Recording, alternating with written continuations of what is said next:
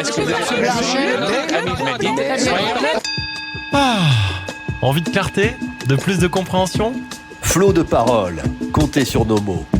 Clémence, aujourd'hui on est ensemble pour s'adresser aux médecins professionnels de santé qui exerceraient leur activité sous forme de SEL, Société d'exercice libéral, c'est ça hein? Oui, c'est tout à fait ça. Bonjour à tous. On s'adresse aujourd'hui, même plus largement, à tous les associés dirigeants des SEL qui sont en alerte depuis presque 1 an maintenant, même un peu plus.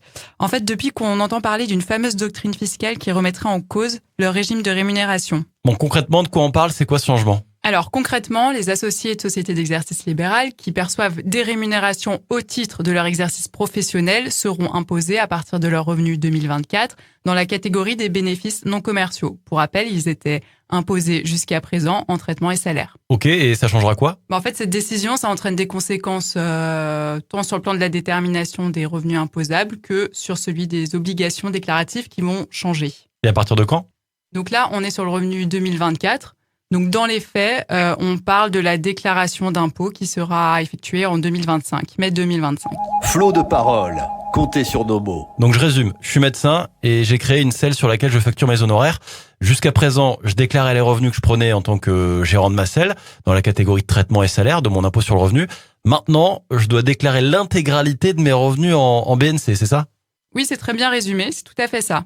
Donc à partir du moment où il n'y a pas de lien de subordination entre l'associé et la société, à noter que si vous êtes associé dirigeant de votre SEL, il n'y a pas de lien de subordination. C'est d'ailleurs assez rare d'en prouver un. Vous devrez déclarer dans ce cas-là vos revenus dits techniques en BNC. Revenus techniques, c'est quoi ça?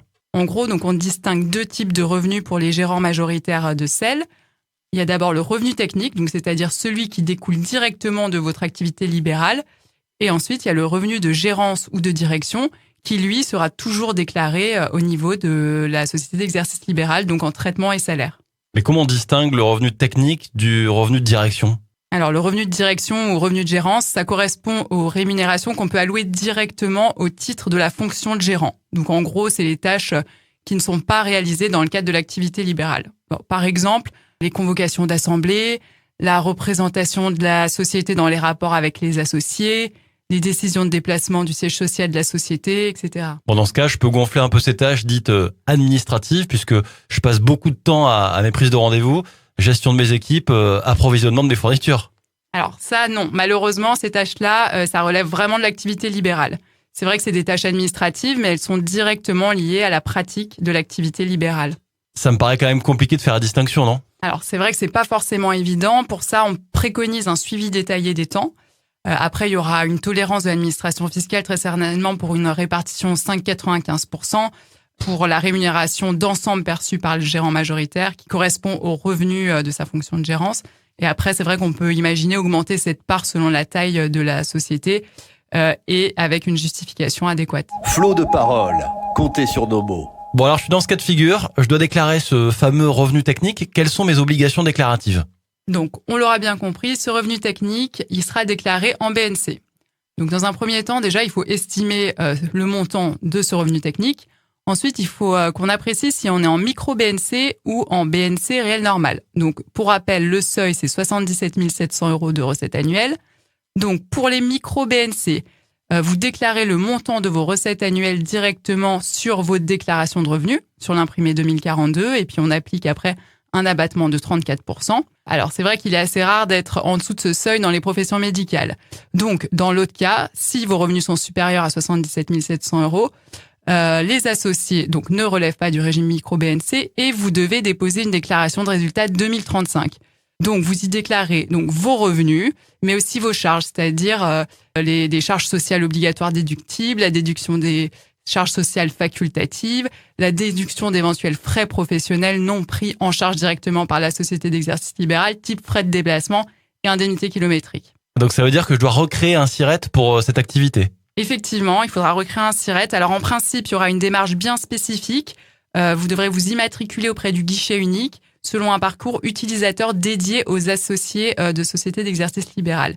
Alors pour le moment, cette démarche n'est toujours pas accessible, mais elle sera mise en place courant 2024. Ok, bon. Et côté TVA, le fait de faire transiter mon chiffre d'affaires d'une structure à une autre, est-ce que ça m'oblige à faire des factures et donc d'être assujetti à TVA?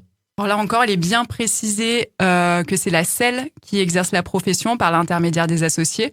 Donc, dans ces conditions, dans la mesure où ce n'est pas l'associé qui supporte le risque économique, mais bien la société, l'associé ne peut pas être regardé comme étant assujetti à la TVA. Du coup, les rémunérations techniques perçues par les associés de SEL n'entrent pas dans le champ d'application de TVA. En clair, les rémunérations versées ne sont pas soumises à l'obligation de facturation et donc à la TVA. Flot de parole. Comptez sur nos mots. Et en matière de CFE ? Donc ce sera, comme on l'a vu, un statut un peu hybride. Donc du coup, seule la SEL demeure assujettie à la CFE, donc le BNC ne sera pas soumis à cette taxe. Bon, ok Clémence, on est bon ou vous avez d'autres précisions à apporter ? Alors, 3 petites précisions de la part de l'administration fiscale. Bien sûr, les associés de SEL demeurent redevables des cotisations sociales des travailleurs indépendants au titre de leur activité libérale. Donc ça, c'est la première chose.